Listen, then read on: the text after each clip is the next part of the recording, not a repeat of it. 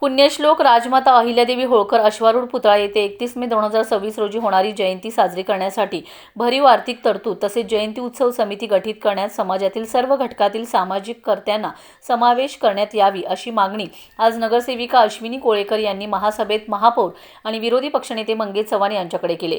पुण्यश्लोक राजमाता अहिल्यादेवी होळकर अश्वारूढ पुतळा हा अहिल्यादेवी होळकर चौक शिंदेमळा येथे महापालिकेतर्फे उभारण्यात आलाय।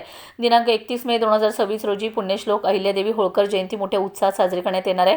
सदर जयंतीच्या खर्चासाठी महापालिकेतर्फे भरीव निधीची तरतूद करण्यात यावी तसेच जयंती समिती गठीत करण्यात यावी। सदरचा पुतळा हा सर्व समाजात समता, एकता आणि शांतता सद्भावनेने जीवन जगण्यासाठी प्रेरणा देणारे स्मारक म्हणून प्रसिद्धीस येत आहे। जयंती समिती ही मात्र महापालिकेमध्ये यापूर्वी डॉक्टर बाबासाहेब आंबेडकर जयंती उत्सव समिती, साहित्यरत्न लोकशाहीर अण्णाभाऊ साठे जयंती उत्सव समिती या समित्या संबंधितील समाजातील स्थानिक ज्येष्ठ कार्यकर्ते, समाजप्रमुख व नागरिक यांच्याशी विचार विनिमय करून स्थानिक स्तरावर उत्सव समित्या गठीत करण्यात आलेत।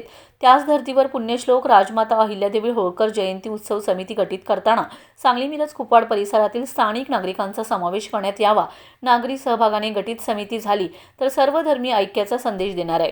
तसेच सदर पुतळा परिसरामध्ये सुशोभीकरणाची कामे अपूर्ण आहेत तरी त्यासाठी निधी उपलब्ध करून जयंतीपूर्वी ती कामे पूर्ण करण्यात यावी अशी मागणी नगरसेविका अश्विनी कोळेकर यांनी महापौर आणि विरोधी पक्षनेते मंगेश चव्हाण यांच्याकडे निवेदनाद्वारे केले।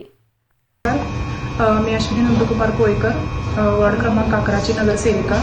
आज दिनांक 2/3/2026 सांगली मिरज कुपवाड महानगरपालिकेची पहिलीच महासभा झालेली आहे। त्या महासभेत मी पुण्यश्लोक राजमाता अहिल्यादेवी होळकर यांचा अश्वारूढ जो पुतळा आहे जो प्रभाग क्रमांक 9 मध्ये आहे तर त्या पुण्यश्लोक राजमाता अहिल्यादेवी होळकर यांची जयंती 301वी जयंती साजरी करण्यात येणार आहे।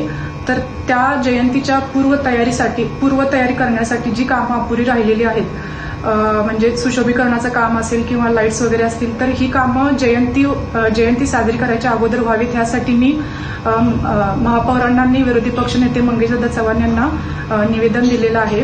तर त्या जयंती उत्सव समितीसाठी जी समिती गठन करण्यात येणार आहे त्याच्यामध्ये जे स्थानिक नागरिक असतील, समाजातील जे सामाजिक कार्यकर्ते असतील किंवा इतर ज्येष्ठ कार्यकर्ते असतील तर यांच्याशी विचार विनिमय करून समिती गठन करण्यात यावी अशी मी विनंती केलेली आहे।